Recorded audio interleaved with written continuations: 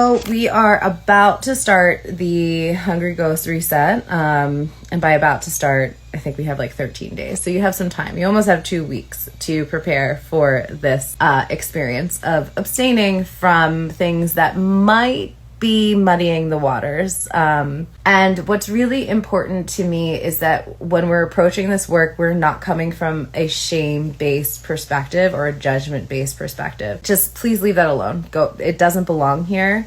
We're thinking about dopamine. Dopamine is this wonderful situation that happens in your brain that comes from when we lived in nature to help us identify and remember food sources and other things that help us survive. So we find a piece of fruit, tastes really good. Our brain is like, yes, fruit. I love that.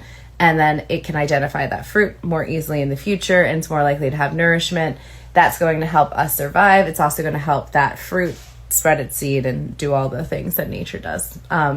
So good and evil, all of that stuff, man-made concept, not real. It's arguably real, but in what we're doing now, all we want to do is try to bring ourselves back to a more natural state when it comes to motivation and satisfaction, so that we don't need so much in order to feel. And that what that will also help us do is have more clarity moving forward on things that are actually supportive to our well-being.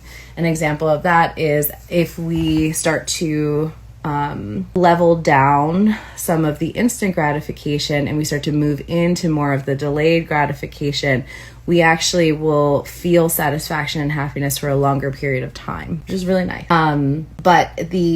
And it will also allow for a lot less to do a lot more, which is quite nice, right?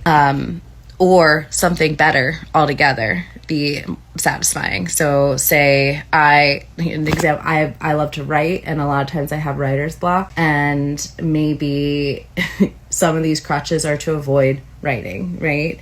Whatever the thing is, we want to make space for that without judgment, because if we get into judgment, then our feelings get hurt, we get more dysregulated, and then we're more likely to need these vices to cope and deal with it, if that makes sense. If not, I'll talk about it more in the future. But step one, as we're preparing, no guilt, no shame, no judgment, doesn't belong here. That's not what we're doing, okay? Just want to be really, really clear on that.